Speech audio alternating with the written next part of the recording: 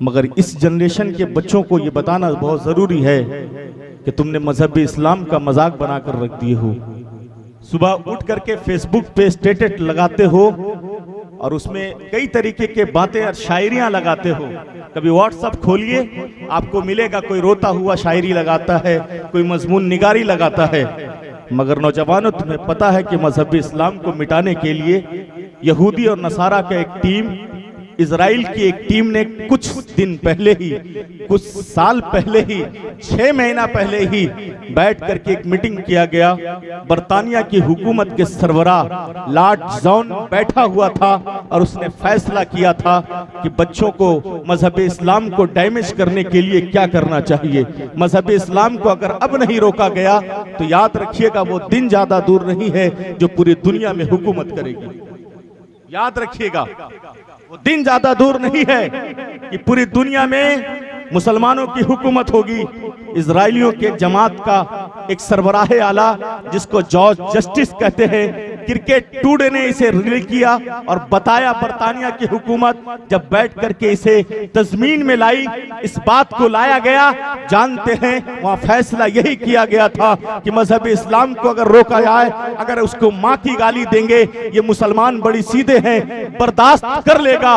बाप का गाली दिया जाए, ये मुसलमान बड़ा सीधा है, ये बर्दाश्त कर लेगा। का नहीं, इसके बल्कि इसके पीएम को, हजरत उमर को गाली दिया जाए, ये मुसलमान बड़ा सीधा है, बर्दाश्त कर लेगा। मगर सुनो, ये मुसलमान तब भी नहीं भड़केगा। हमारे रसूल पाक को कुछ दिन पहले ही किसी ने बुरा भला कह करके, न जाने क्या कह करके रख दिया। बड़ी हैरानी है नौजवानों, दावा करते हो कि नबी के नाम के लिए सर दे देंगे, मगर हिम्मत तक ना हुई एक आदमी के लिए कोई एक रोड में खड़ा हो जाता। हमारी जमात के उलमा ने 12 सर दिया है। बरेली शरीफ से हजरत अल्लामा मौलाना तौकीर रजा ने जब उंगली उठाने की कोशिश की तो याद रखिए आज उन पे 13 केसेस मौजूद है। कभी हुआ नौजवानों, कहां हो तुम? किस जोश में जिंदगी जीते हो? साहब, वो दिन ज्यादा दूर नहीं है। जानते हो, उस मीटिंग में ये बात रखी गई थी कि अगर मजहब इस्लाम को रोकना होगा तो मदरसों को ढाना होगा। अगर ये मदरसे बंद हो जाएंगे तो किसी मुसल्ले में इमाम सलामत नहीं हो सकता। किसी किरदार में आपको अदब देने वाला कोई ऐसा अच्छा आलिम नहीं मिल सकता। का मदरसा ढाने के लिए क्या करना होगा?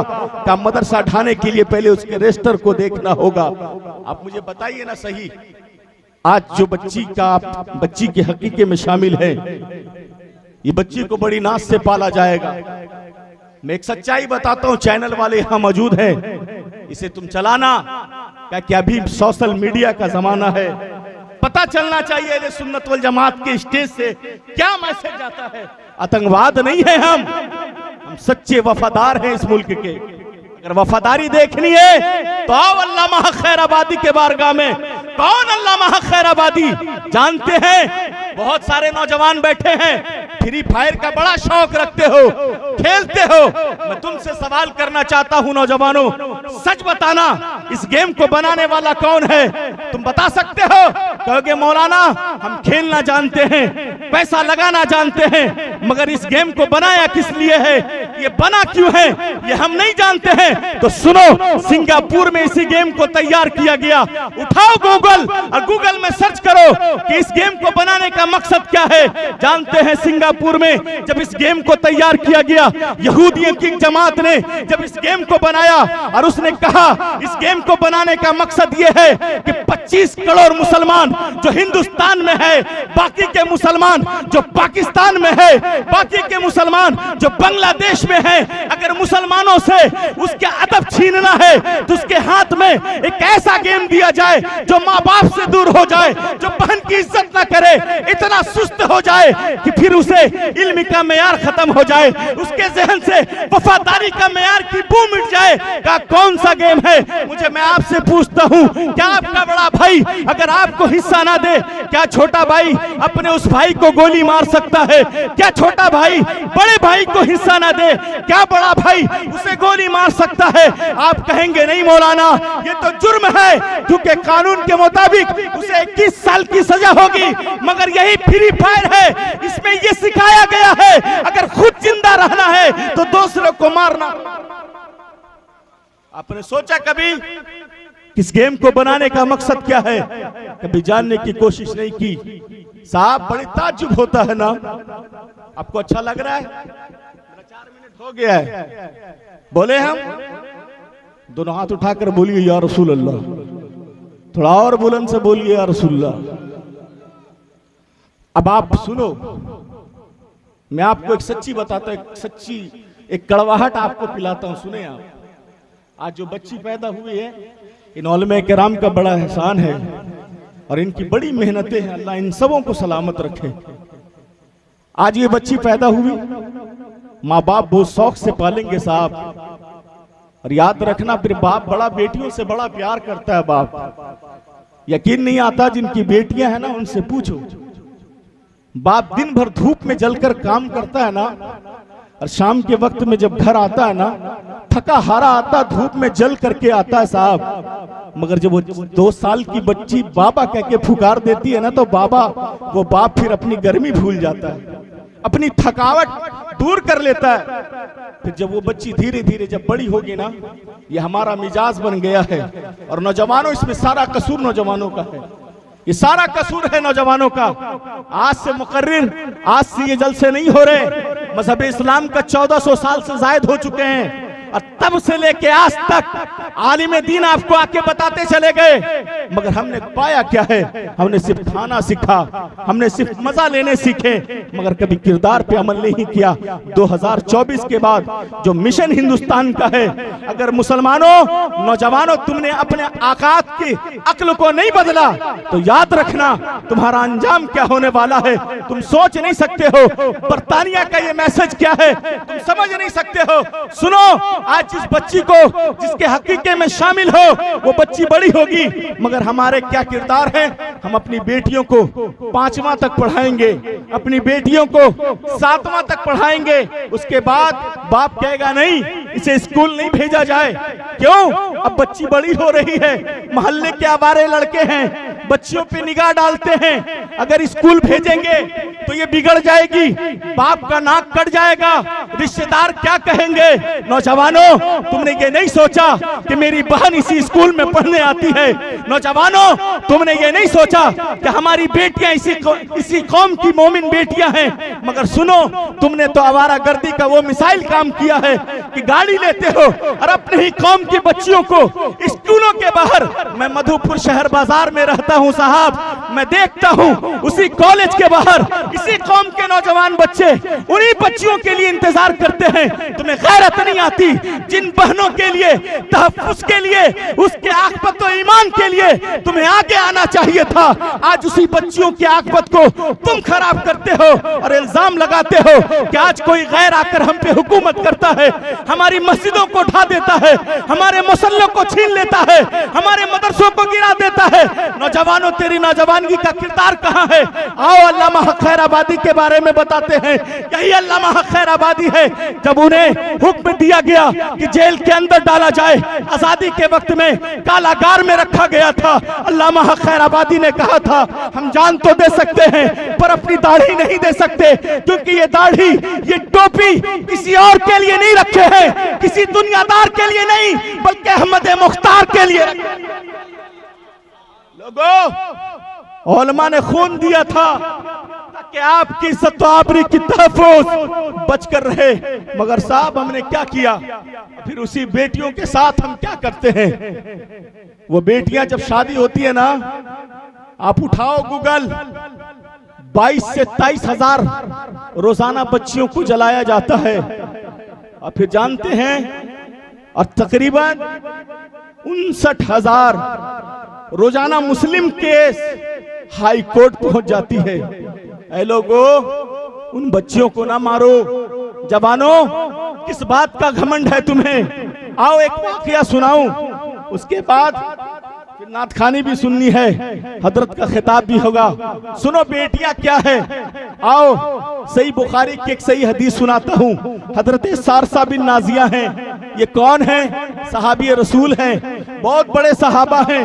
हजरत सारसा बिन नाजिया मेरे आका करीम के बारगाह में आकर के कहने लगे, या रसूल अल्लाह, मैं जब ईमान नहीं लाया था, मैंने कुफ्र के हालत में कुछ अच्छे काम किए हैं, क्या अल्लाह मुझे उसका जज़ा देगा? क्या अल्लाह मुझे उसके नेकी का जज़ा मिलेगा? जो मैंने कुफ्र के हालत में कुछ अच्छे काम किए हैं ना, क्या अल्लाह मुझे इसके बदले में कुछ देगा? मेरे आका करीम ने पूछा, ए सारसा ये तो बता, ये तेरा अच्छा काम कौन सा है? तो कहते हैं हजरत सारसा बिन नाजिया कहते मैं ईमान नहीं लाया था और फिर मैं निकला, मेरे दो ऊंट थे वो गुम हो गए। मैं मक्का से निकला ढूंढने के लिए। जब मक्का से निकला ना, तो एक बस्ती है, दूसरी बस्ती, तीसरी बस्ती में मैंने देखा कुछ चरवाए हैं। जो कुछ चरवाए हैं, जो बकरियां चरा, जो ऊंट चरा रहा है, वहां कुछ बूढ़े लोग भी बैठे हैं। एक बूढ़ा शख्स बैठा हुआ है और वहां पे मैंने देखा कि मेरे ऊंट चर रहे हैं। मैं अपने ऊंट से उतर कर कहने लगा, बाबा जी ये ऊंट मेरे हैं, मैं जानता हूं मेरे घर से निकल आया है, मगर ये ऊंट मेरा है। बाबा कहने लगा, हाँ ये ऊंट आपका है, ले जाइए, ये ऊंट आपका है, मुझे पैसे नहीं चाहिए। 3 दिन से मैंने इसे रखा है, खिलाया है, पाला है, मैंने अनाज दिया है, मुझे पैसे नहीं चाहिए, ले जाइए। उतने में एक बच्चे की रोने की आवाज आई, एक कौम के नौजवानों अब भी अपनी हालत को संभालो, अब भी मस्जिदों को भरो, खुदा के लिए 8 साल की उम्र में कमाने ना जाओ, 12 साल की उम्र में पुणे के होटलों को आबाद ना करो। अब तुम्हारे हाथ में कलम होना चाहिए, अब तुम्हारे किरदार बदलने चाहिए। अपनी बेटियों को इतना पढ़ाओ कि ये समाज के लोग सर उठाकर कह सके, देख मेरी बेटी हाफिज कुरान भी है, देख मेरी बेटी आलिम दीन भी है, मगर मैंने उसे आईपीएस भी बनाया है, मैंने उसे डॉक्टर भी बनाया है, आज कौम के लिए काम कर रही है। बेटियों का ये कले, बेटियों का ये हुनर आप खुद बढ़ाओ, उसके हौसलों को बढ़ाओ। जानते हैं हजरत सारसा बिन नाजिया कहते हैं, बाबा ये ऊंट मेरे हैं, मुझे दीजिए, मैं लेकर के मक्का चला जाता हूँ। अचानक बच्चे की रोने की आवाज आई। जब बच्चा रोता हुआ सुना तो उस बूढ़े ने कहा था, अगर बेटा है तो इसका इस्तकबाल किया जाएगा, ये मेरे कौम के, मेरे कबीले का रोशन चिराग है, मेरे कबीले का नाम पैदा करेगा, बड़ा लड़ाकू कबीला है, ये लड़ने वाला बहादुर सिपाही बनेगा। अगर बेटी है तो इसे जिंदा जला दिया जाए, अगर बेटी है तो इसे जिंदा मार दिया जाए, अगर बेटी है तो इसे दफन कर दिया जाए। एक कौम की बेटियां तू भी सुनो, तुमने मोबाइल से यारी लगा ली है, आज तुमने मोबाइल से ऐसा यारी लगाया है, अपने शोहरों को गाली देती हो, माँ बाप के एहतराम का ख्याल तुम हरगिज नहीं करती। आज ये माँ बाप जिसे तुझे अपना खून जला करके पालते हैं, इन बेटियों का भी एक बड़ा कसूर है, ये ऊंची आवाज से बोलने का लत है। हमारी बेटियां आज बाप की इज्जत को बाप की नहीं समझती, भाई की इज्जत को भाई नहीं समझती। मगर सुनो, हजरत सारसा बिन नाजिया कहते हैं कि मैं गया, जब मैंने कहा बाबा अगर बेटा होता तो उसे नहीं मारता, और बेटी है तो उसे मारना चाहता है। कहा अगर बेटी होगी तो उसे जिंदा दफन कर देंगे, अगर बेटी होगी तो उसे हम मार देंगे। हजरत सारसा बिन नाजिया कहते हैं, बाबा पता तो कर ये बेटी है कि बेटा है। अंदर गया बूढ़ा, बाहर आया और कहा ये बेटी है, कैसे नहीं मारना, ला ये बेटी मुझे दे दे, इसके बदले में तुझे जो चाहिए देंगे। हजरत सारसा बिन नाजिया कहते हैं, बड़ी खूबसूरत बेटी थी, एक दिन की बेटी थी, बड़ी प्यारी बेटी थी। मैंने कहा बाबा इसे नहीं मारना, इसे ला मैं ले जाता हूँ, इसके बदले में तुझे दो चाहिए। उस बूढ़े ने कहा था ये 2 ऊंट जो चल रहे हैं ये मुझे दे दो, और जिस ऊंट से तुम आए हो ये भी मुझे दे दो, हम इसे, मैं तुम्हें मक्का छोड़वा देता हूँ। हजरत सारसा बिन नाजिया उस एक दिन की बच्ची को लेकर के मक्का आए, अपने खादिमों को दिया और देकर कहने लगे इसे प्यार से पाला जाए, इसे प्यार से रखा जाए। हजरत सारसा बिन नाजिया कहते हैं असर का वक्त होता ना साहब, मैं बच्चियों से मिलने के लिए जाता। जब बच्चियों से मिलने के लिए जाता, वो बच्ची कभी मेरी दाढ़ी के साथ खेलती, जब दाढ़ी के साथ खेलती तो मेरा दिल भर आता। कभी मेरी टोपी के साथ, कभी मेरी पगड़ी के साथ खेलती तो मेरा दिल भर आता। कभी मेरे जुब्बे को पकड़ती तो मुझे मुस्कुराहट में इजाफा बढ़ जाता। मुझे नेकियों का चस्का लग गया। मैंने पता लगाना शुरू किया वो कौन कौन सा कबीला है जो बेटियों को मारता है, वो कौन कौन सा कबीला है जो बेटियों को जिंदा जला देता है। हजरत सारसा बिन नाजिया कहते हैं मैं हर कबीले में जाता, बच्चियों को खरीदता, तो ऊंट दे देता और बच्चियां लेकर के चले आता। या रसूल अल्लाह, आज मेरे घर में 360 बेटियां हैं जो ज़ेरे तालीम है, क्या अल्लाह मुझे इसका अज्र देगा? इतना कहना था, मेरे आका करीम खड़े हो गए और हजरत सारसा बिन नाजिया को कलेजे से लगाकर कहने लगे, ए सारसा सुन, आज तुझे कलमा तैयब अगर नसीब हुआ है तो इसी बेटी के बदौलत। लोगों, बेटियों को ना मारना, बेटियों को पढ़ाना, खूब पढ़ाना, आला तालीम देना, और नौजवानों अपने मोहल्ले के किरदार को संभालना। ये तुम सोचो, आने वाले मुस्तकबिल हो, तेरा किरदार अच्छा होगा उस गांव का मुखिया तू होगा, तेरा किरदार बढ़िया होगा तो इस शहर का एमएलए तू बनेगा, तेरा किरदार बढ़िया होगा तो इस गांव का डॉक्टर तू होगा। अगर तूने इंसाफ गलत किया, तेरा तालीम कमजोर हो गया तो तू लोगों को मारा करेगा। अगर तू बेअदब हो गया तो मुखिया बन के भी रिश्वत खाएगा। अगर तू बदतमीज हो गया तो एमएलए बन करके गरीबों को गालियां देगा। इसलिए सुनो नौजवानों, अपने मुस्तकबिल को खराब ना करना, आने वाले मुस्तकबिल को संभालना, क्योंकि याद रखो तुम्हारे इस नौजवानियत से ही मुस्तकबिल का बागीचा संवरेगा, ये गुलिस्ता आबाद होगा। वरना याद रखो, आज ये दौर है कि आज मदरसों को तोड़ा जा रहा है, आज ये दौर है कि हमारे आका करीम को गालियां दी जाती है, आज ये दौर है कि आलिमों को आतंकवाद कहा जाता है। कभी मदरसे में जाकर देखना, एक दिन वो बच्चा जो एक दिन में दाखिला लेता है, याद रखो वो 9 साल का बच्चा वो आलू और वो भात खाता है ना, तो उसे उसकी माँ याद आती है, उसकी माँ याद आती है। आप लोग बोर हो गए क्या? मैं भी हंसा लेता हूं, मैं खत्म कर दूं। 4 आदमी बोलने से क्या होगा? दोनों हाथ उठा के बोलिए या रसूल अल्लाह। आखिरी गुफ्तगू 3 से 4 मिनट। आलिम दीन बनने से क्या मिलता है ना, ये भी जानिए। आलिम दीन बनने से क्या हासिल है, ये भी समझिए। हजरत बायजीद बुस्तामी है, उनकी माँ बड़ी ख्वाहिशमंद थी कि मेरा बेटा आलिम दीन बने, मेरा बेटा हाफिज कुरान बने। मगर क्या है ना, हजरत बायजीद बुस्तामी की माँ जो थी वो बेवा थी, और हजरत बायजीद बचपन में ही यतीम हो गए। माँ की बड़ी ख्वाहिश थी ना कि मेरा बेटा आलिम दीन बन जाए, हाफिज कुरान बन जाए, मगर कभी मदरसा नहीं गया है। इतने लोग मेरे बैठे, मेरे आलिम दीन मेरे भाई, जुमरात का दिन जब आता है ना, तो बच्चों के दिल से पूछा जाए, जब छुट्टी का वक्त होता है तो फिर हमसे पूछा जाए घर कैसे जाना है। शाबान में जब छुट्टी मिल जाए ना, तो फिर हम पैसे नहीं देखते, बगैर टिकट के बैठ जाते। सुने, हजरत बायजीद की माँ कहती है ना कि मैं चाहती थी मेरा बेटा आलिम दीन बने, हाफिज कुरान बने, कौम का सच्चा रहबर बने। मैं मदरसा ले करके गई हजरत बायजीद को और कहा, उस्ताद जी मेरे बेटे को आलिम दीन बना दो, मेरे बेटे को हाफिज कुरान बना दो, मेरे बेटे को कौम का रहबर बना दो। मगर हजरत जी ये कभी मदरसा छोड़कर, ये कभी मुझे छोड़कर मदरसा नहीं आया है, पहली बार आया है। माँ की रोटियां खाई है इसने, कभी माँ के कलेजे से सट के सोया है, कभी तन्हा में नहीं सोया है। इसलिए हम चाहते हैं इसे घर जाने मत दीजिएगा जब तक ये आलिम दीन ना बन जाए, जब तक ये हाफिज कुरान ना बन जाए, जब तक ये कौम का लीडर ना बन जाए, कौम का रहनुमा ना बन जाए, इसे घर जाने मत दीजिएगा। कहते हैं ना, माँ चली गई, हजरत बायजीद 1 हफ्ता मदरसे में रहे और 1 हफ्ते के बाद माँ याद आ गई।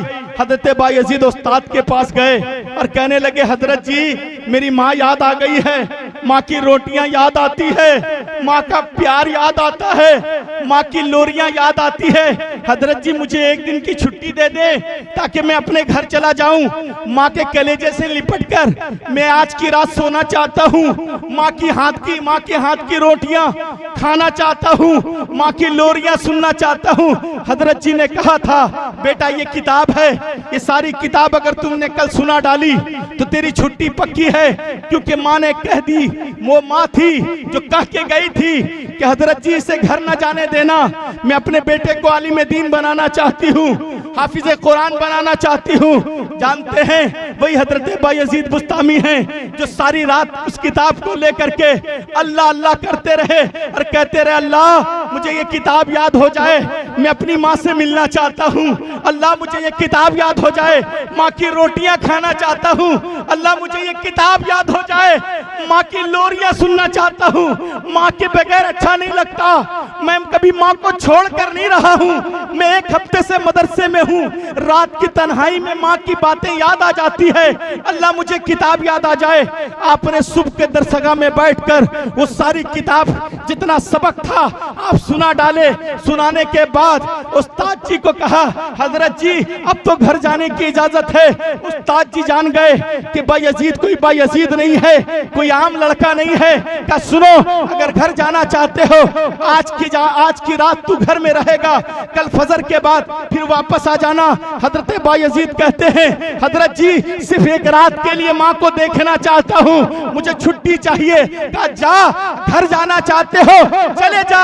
हजरत बायजीद कहते हैं कि मैं निकला हूँ शहर बुस्तान से, जब मैं निकला, निकलने के बाद गर्दो गुबार को उड़ाता हुआ निकला, क्योंकि मुझे छुट्टी मिली थी और माँ की रोटियां मुझे मिलने वाली है, माँ की लोरियां सुनने को मिलेगी, माँ की आंचल से लिपट कर आज सारी रात सोऊंगा। कहते मैं शाम के वक्त में जब घर पहुंचा, दरवाजे पे दस्तक लगाई, अंदर से आवाज आया, कौन? का देख तेरा बेटा बायजीद। का कौन बायजीद? का तेरा बेटा बायजीद। माँ ने कहा, माँ बोल उठी, मेरा बेटा तो वो होगा जो आलिम दीन होगा, मेरा बेटा तो वो होगा जो हाफिज कुरान होगा, मेरा बेटा तो वो होगा जो कौम का मुहक्किक होगा, कौम का रहनुमा होगा, ये मेरा बेटा बायजीद नहीं है।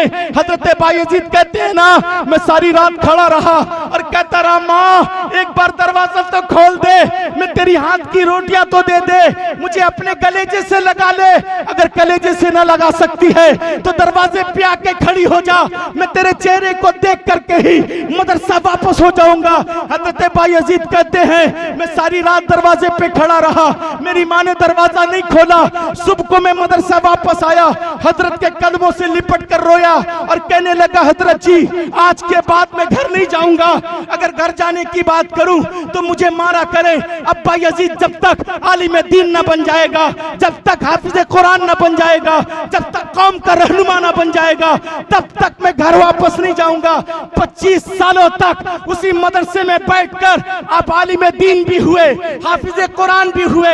एक दिन सारे जहान के रहमत लिल आलमीन उनके उस्ताद के ख्वाब में तशरीफ लाए और कहने लगे, मेरा बेटा बायजीद से कह दो अब वो आलिम दीन भी हो चुका है, हाफिज कुरान भी हो चुका है, उसे कहो कि अब वो अपना घर चला जाए। जानते हैं हजरत बायजीद घर वापस आने लगे। जब घर आने लगे ना, शाम के वक्त में पहुंचे, दरवाजा पे दस्तक लगाई, जब दरवाजे पे दस्तक लगाई ना, फिर अंदर से आवाज आई, कौन? हजरत बायजीद ने कहा, तेरा बेटा बायजीद, तेरा बेटा बायजीद। मां तड़प उठी और कहने लगी, ये लोगों सुनो, ये है मेरा बेटा बायजीद, आलिम दीन भी है, हाफिज कुरान भी है और कौम का रहबर भी है, और अल्लाह ने ऐसा कस्ब दिया है, आका करीम का ऐसा फजल हुआ है कि वलायत की चाबी भी अता कर दी। लोगों, मदरसे से औलिया बन के निकलते हैं, मदरसे से सूफिया बन करके निकलते हैं, इसी मदरसे से अदब का पै कर दिया जाता है। यकीन जानो, इसी मदरसे से माँ बाप की इज्जत करने वाला एक मौलवी पैदा होता है। वरना आपने कहाँ सीखा? हमारे स्कूल कॉलेज के यूनिवर्सिटी के बच्चे, मैं इलाहाबाद यूनिवर्सिटी से पढ़ाया है बाप ने, हजरत अच्छा से जानते हैं, बहुत बड़े इदारे से पढ़ के आया हूँ, इंग्लिश भी बड़ा अच्छा जानता हूँ, मगर यूनिवर्सिटी के बच्चे अपने बाप को डैड कह के पुकारते हैं, पापा कह के पुकारते हैं। मगर यकीन जानो, बात याद रखना, हाँ जितने आलिम दीन हैं, हमारी माएँ पढ़ी लिखी नहीं थी, 5वां क्लास भी नहीं पढ़ी थी। हजरत की माँ पहली दूसरी उर्दू भी नहीं जानती थी, मगर याद रखो अपने बच्चों को आलिम दीन भी बनाए, हाफिज कुरान भी बनाई और कौम के लिए खिदमत करने वाला ऐसा आलिम भी बनाए। ये हमारी माओं का जज्बा है। आज हमारी माएँ मोबाइल चलाती है, कितने बच्चे आलिम दीन हो गए, कितने बच्चे हाफिज कुरान हो गए। लोगों, मदरसों को खुल के ताउन करना, मदरसों को खुल के देना, क्योंकि अब वक्त आ गया है मदरसों को आबाद करने के लिए। अगर आए नौजवानों, अब अगर मदरसे आबाद ना हुए तो आज यूपी के हालत ये है, झारखंड और बिहार को छूने में वक्त नहीं लगेगा। इसलिए नौजवानों याद रखना, 384 मदरसों को कल तक तोड़ दिया गया है और अभी 5 दिन और बाकी है, न जाने कितने मदरसे और टूटने वाले हैं। और अशरफिया का एक कोना भी तोड़ दिया गया है। आप कहाँ हैं, किस जगह में आप जी रहे हैं? अल्लाह ताला से दुआ है, फिर आपने आपकी मोहब्बत ने मुझे याद किया तो फिर ऐसी तकरीर होगी। अल्लाह ताला से दुआ है हमें और आपको हक बोलने की और हक सुनने की तौफीक अता बख्शे। वाखिरु दवाना अल्हम्दुलिल्लाह।